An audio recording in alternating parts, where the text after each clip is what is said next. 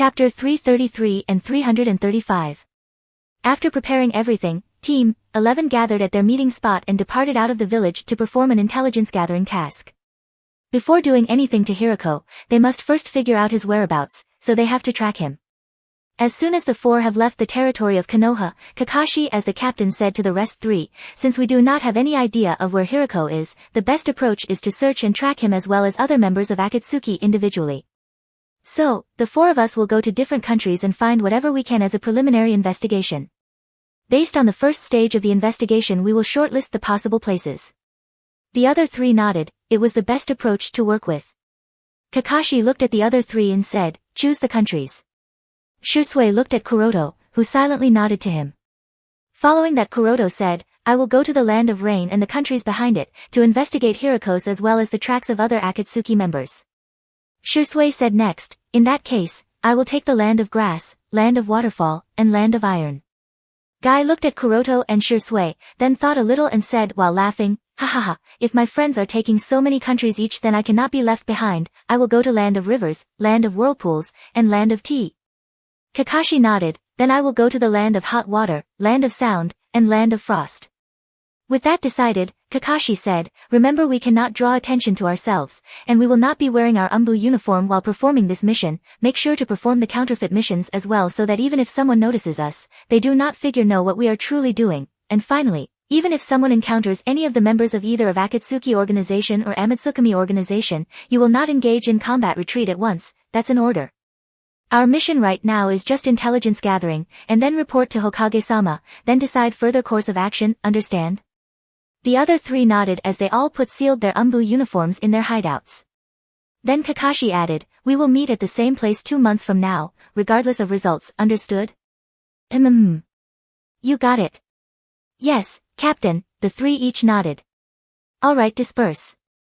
With that order, the four split into 4 different directions. Kakashi went into the direction of Land of Hot Water, Guy went into the direction of Land of Whirlpool, Shisui went into the direction of Land of Iron, and Kuroto went into the direction of Land of Rain. Kuroto is naturally not an idiot that he would venture into the Land of Rain, the den of enemies. The only reason he took this country for himself is that he didn't want the others to choose this country as they would never be returning if they went there. And it's not that he himself isn't confident of being able to retreat, it's just that he doesn't want Pain and Obito to be alerted so early on. The number of people aware of this mission of Team 11 only amounts to 5, which includes the 4 members of Team 11 and Sandem-sama.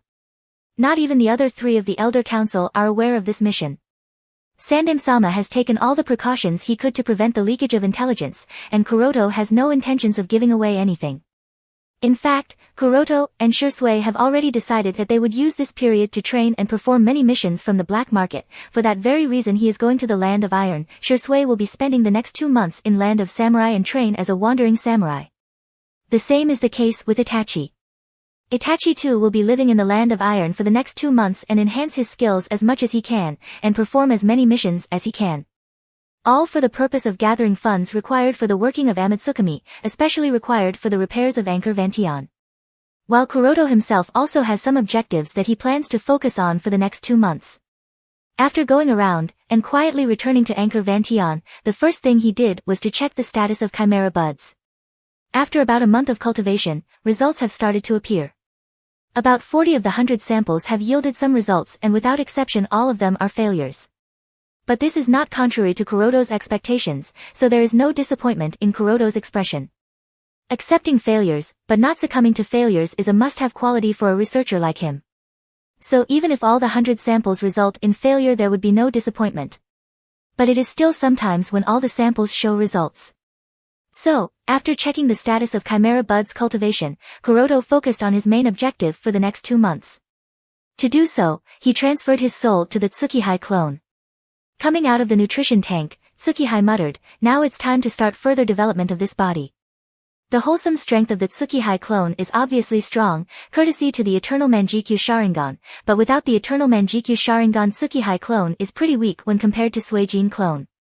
Whether it is the strength of the body or the degree of fire chakra, both are relatively weak. This is clearly evident from the chakra volume itself, as compared to the chakra volume of Suijin clone, Tsukihai clone doesn't even amount to 50%. And the concentration and individual volume of chakra are highly important, so the further enhancement of Tsukihai clone must be put on the immediate agenda, as it is necessary for Kuroto's plan. After weighing all changes in the physical attributes of Tsukihai clone, Tsukihai sighed while holding her chest. I cannot fathom enough how Tsunade-sama and other few kunoichi handle such heavy chest when I already feel my back aching with this size. Because of constant development, the physical development of the clone body has not stopped, and there's more than just height and weight that have increased. The major issue is that the feminine characteristics of Tsukihai clone have started to become more and more obvious, be those thighs, hips, waist, or the pair breasts. Sighing slightly, Tsukihai shook her head and started to wrap bandages over the obvious places. Then got dressed in a pair of disposable garbs and came to one of the training rooms. Putting all the issues aside, for now, Tsukihai put her hand over her chin and pondered at the matter at hand. To increase the strength of Tsukihai clone, the approach to be followed is to develop a Kekii Genkai, similar to the approach that was taken for the Suijin clone. With the major chakra attributes of Tsukihai clone being fire and lightning, so a Kekii Genkai with the combination of these two seems to be the best choice. This has long been thought of. But the thing is, there is no prior example of a Kekii Genkai of fire and lightning chakra for her to work on, as was the case with ice release. Even though there is no prior example of those particular chakra natures, it's not that there is nothing for her to work on. Blaze release exists, okay, it may not exist yet, as Uchiha Sasuke has yet to awaken Menjikyu Sharingan, but that's not the point. The point is that blaze release, Kagetsuchi, is an example for Tsukihai to work on, a Kekii Genkai that is the shape transformation of Amaterasu. Because Tsukihai has previously used her eternal Menjikyu Sharingan to control the special golden flames of her Susanoo, therefore it should be possible to master blaze release, without Kagetsuchi at her disposal. The only thing is that it will be harder, but not impossible. For starters, according to Tsukihai, the development of blaze release will be different compared to ice release. Ice release only involved two chakra natures, that being water and wind. Meanwhile, blaze release will require two chakra natures as well as visual prowess. Chakra natures involved will obviously be fire and lightning. And once blaze release is successfully developed, it will become an Uchiha clan-specific Kekii Genkai, that those who have awakened the Menjikyu Sharingan can master. But before anything, it needs to be developed. In this regard, Kuroto already has some experience when he developed ice release for Suijin clone. As such, it should be a bit easier to develop blaze release compared to a complete newbie. After formulating some plans, Tsukihai nodded to herself and started. Weaving the hand signs, she put her hands over her lips and shouted, "Fire release, fireball technique." Boom! Instantly, a huge fireball appeared in the training room. But because the room seemed to be fireproof, it was soon extinguished. The intensity of fire chakra needs to be further understood, muttered Tsukihai. Relatively speaking, fire chakra nature is more difficult to control compared to water. The same is the case with lightning nature when compared to wind nature. Therefore, the fusion of fire and lightning is also difficult compared to water and water.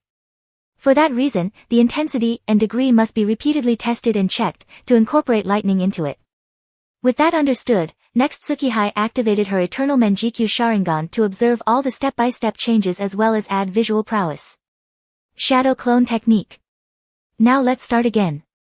Alright, X10, muttered Tsukihai's.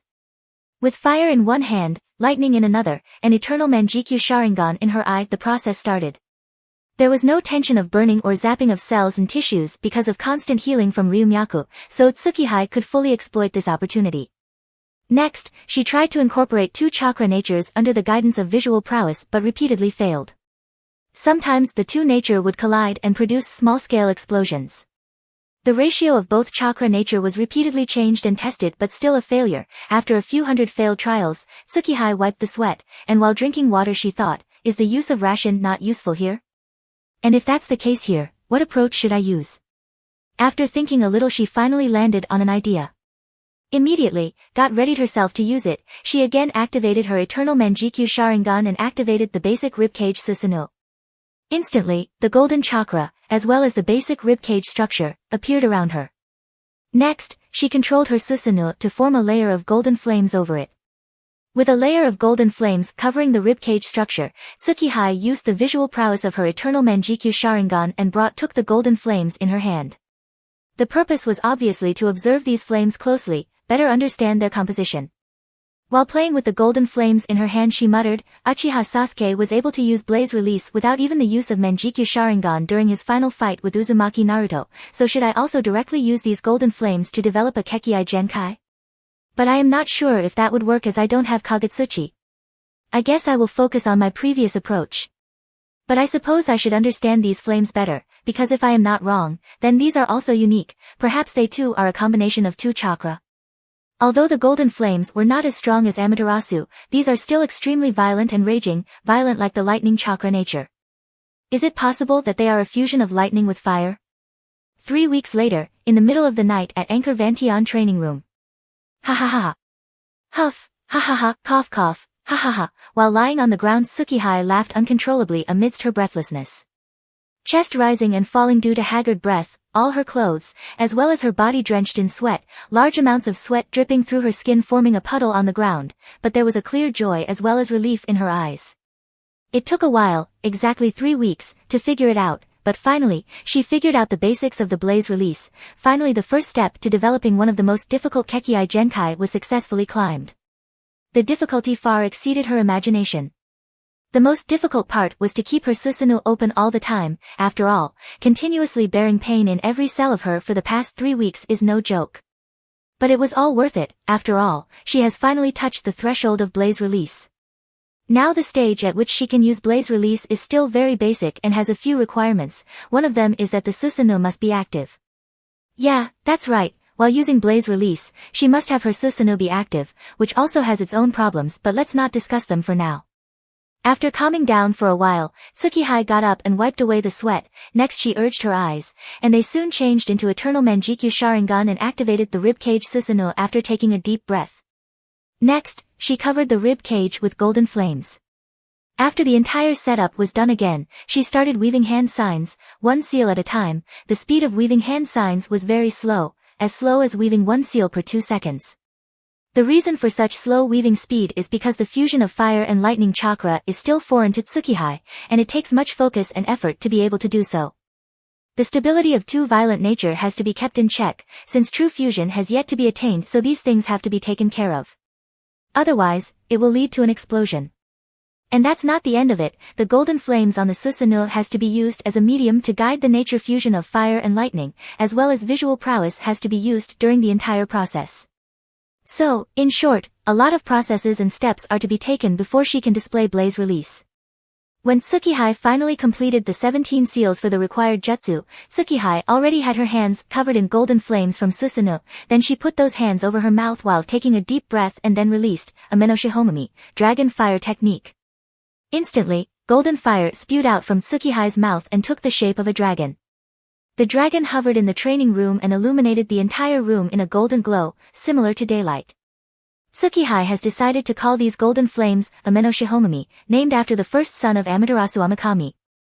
The Amenoshihomami, Dragon Fire Technique, used by Tsukihei was developed using Fire Release, Dragon Fire Technique, as the parent ninjutsu.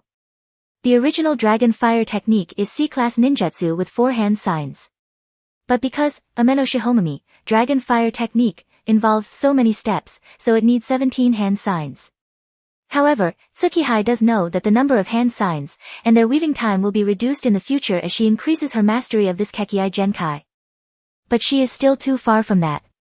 The fact that she needs to use not only the Eternal Manjikyu Sharingan as well as Susanoo to be able to use Blaze Release alone shows that she is still at the basic stage. Compared to Uchiha Sasuke, who was able to master Blaze Release so easily thanks to his Kagutsuchi, it will take a lot of time for me, sigh, muttered Tsukihei.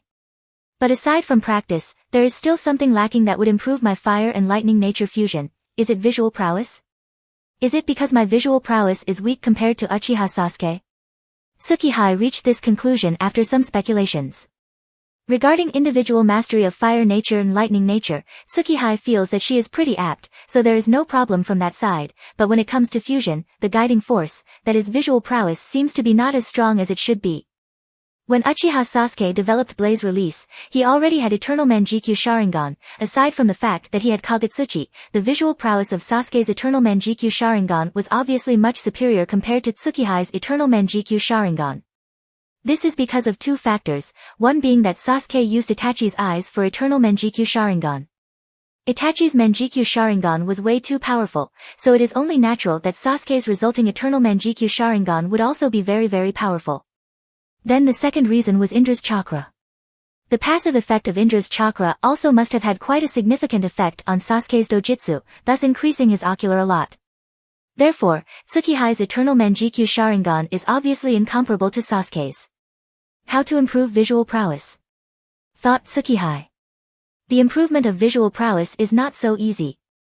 It is done by either awakening a higher level of dojutsu, or by a long time accumulation, or by absorbing Rikudo Sennin's chakra.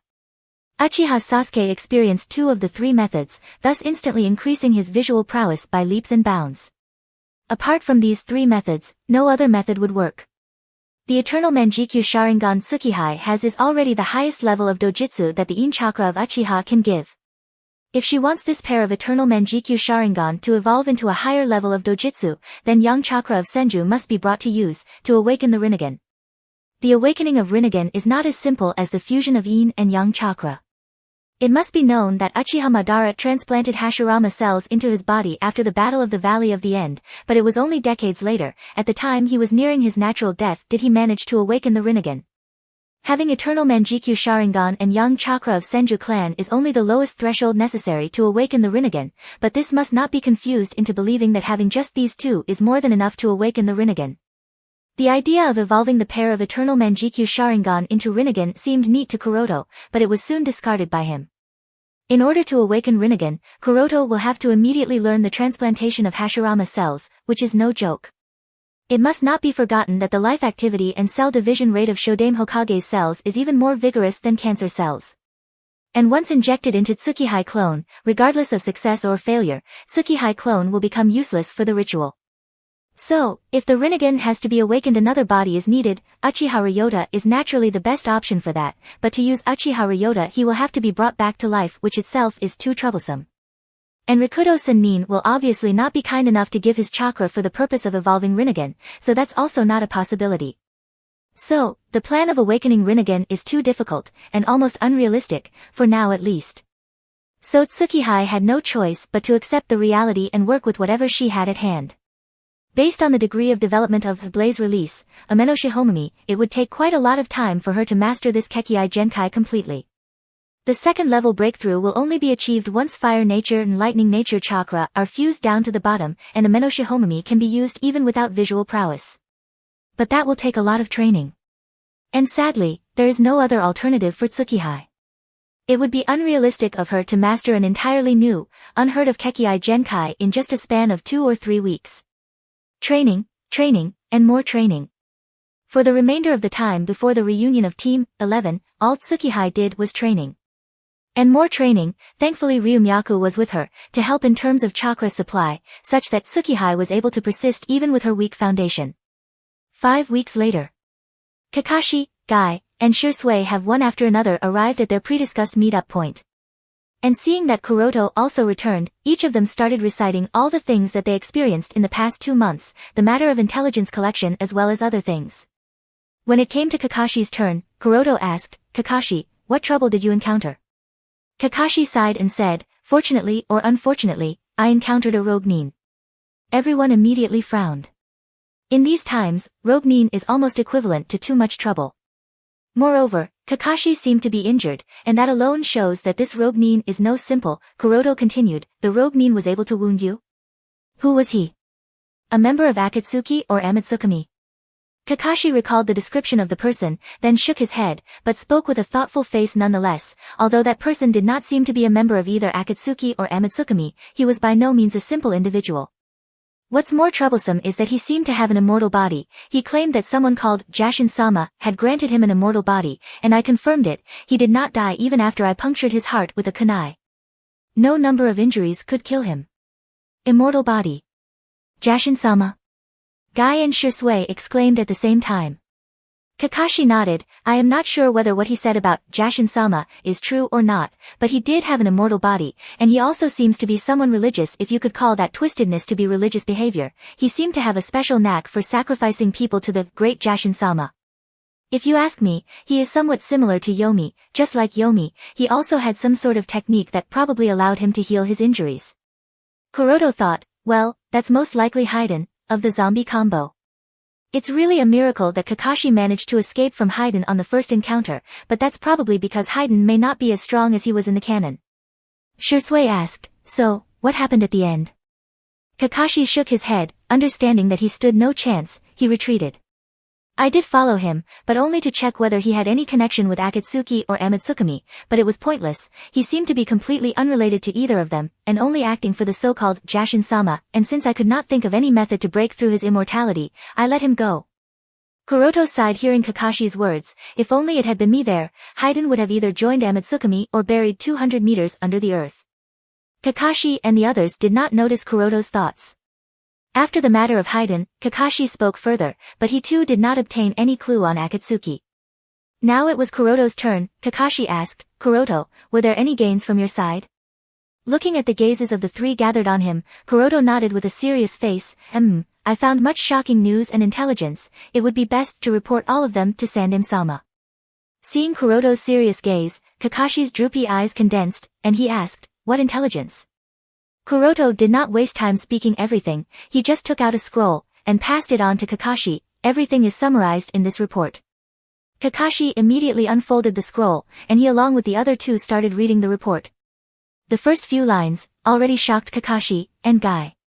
Realizing that the location of Akatsuki's base is located in Amigakure, Guy spoke, it's great, we finally found their base. But Kakashi was more puzzled. How could the base of Akatsuki be in Amigakure?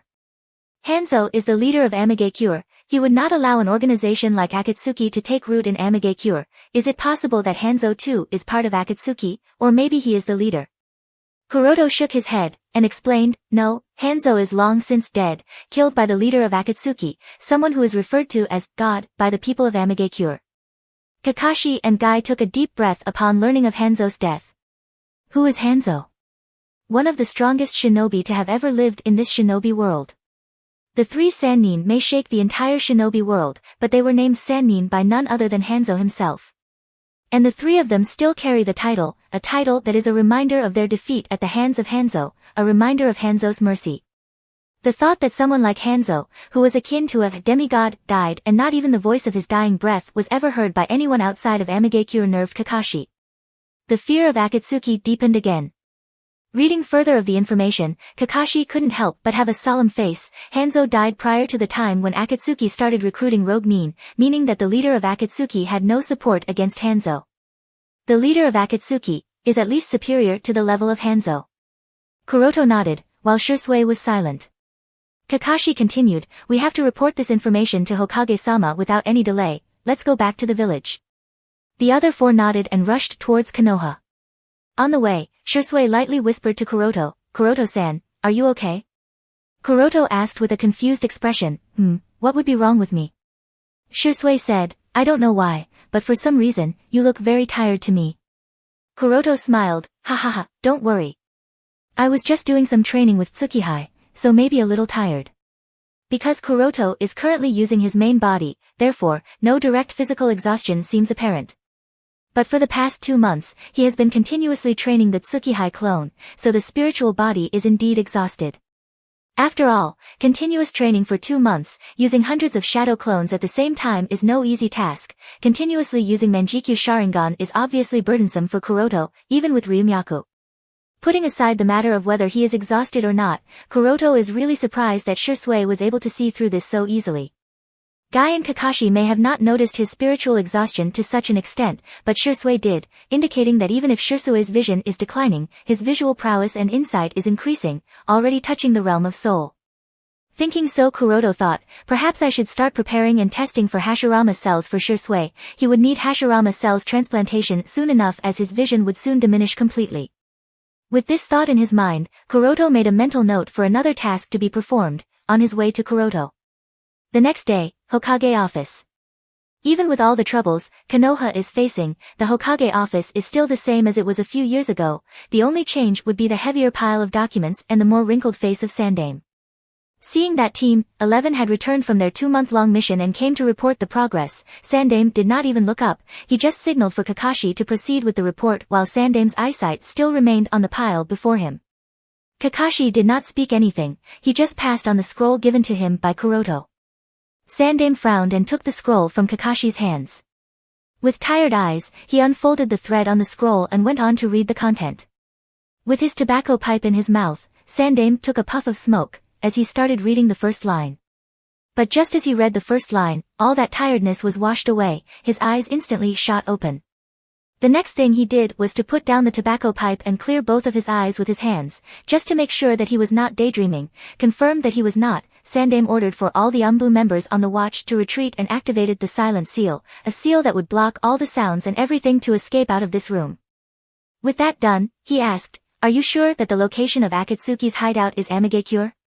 Kakashi said, "As mentioned, it is Amigakure, it was discovered by Kuroto." Amigakure. Sandaime chewed out the few words. Similar to Kakashi, he too was puzzled about Hanzo. Before any further questioning, Sandaime continued to read the report and he landed on the line that mentioned Hanzo's death. "Hanzo is dead," he muttered. Kuroto nodded, and explained, "Yes, Hanzo died at the hands of the leader of the Akatsuki organization.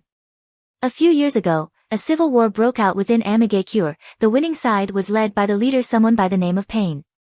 He killed Hanzo, and after Hanzo's death, he became the leader of Amigakure, as well as established the Akatsuki organization to what we know it is today. Although some supporters of Hanzo come out from time to time, they are unilaterally neutralized by Pain." If it is said that Sandaime was just shocked, then that would be an understatement. Astonishment was clearly apparent from his face. Someone like Hanzo died and nobody outside AIM did not even hear the whispers of his death? A civil war broke out within AIM and none of the great shinobi villages ever heard of it. Calming down his nerves, Sandaime thought a lot, then asked, "What is the credibility of the information?" Kuroto said, "I personally tortured it out of some high-level AIM shinobi, so the information is more than credible. In fact, the only reason why nobody ever heard of Hanzo's death is that the shinobi of AIM are instructed to treat as if Hanzo is still alive when they are out of Amigakure for missions, but in reality, Hanzo has long been dead." At this time, Sandaime got up and walked towards the window. He had a distant look in his eyes. Even someone like Hanzo dies so silently. Sigh, the shinobi world we live in is really cruel. Neither of the four had anything to say to Sandaime's words. Each of the four members has had their individual losses. One lost his parents, other lost his father. One lost his friends, while the last one lost his father, friends, as well as teacher. The pain one suffers is not calculated based on how much one has lost, it is calculated based on how much one valued what he has lost. Everyone's suffering. This is one hard truth of this war-littled shinobi world. Sandaime took a deep breath, then turned towards the Kuroto and asked, "And the mention of Iwagakure and Kirigakure?" Kuroto suppressed the sadness in his heart and answered, "Although it is not clearly apparent, however, there is some sort of cooperation between Iwagakure and Kirigakure. Probably involving the dirty work that they wouldn't want to take the blame on, so if we want to deal with Akatsuki in the form of a surprise attack, these two villages cannot be involved." Sandaime considered Kuroto's words and after a long time of weighing out his own thoughts, he returned to his chair and wrote something in 2 scrolls. After writing it, Sandaime neatly folded them and sealed them inside 2 different cases. Next, he handed 1 scroll to Kakashi, while the other 2 Kuroto, with the instructions, Hataki Kakashi, and Might Guy, deliver the scroll to Reikage in Kumogakure, while Hyuga Kuroto and Uchiha Shursui will deliver the scroll to Kazakage in Sunagakure. "Yes, Hokage-sama." All the 4 nodded, and then left on their next missions.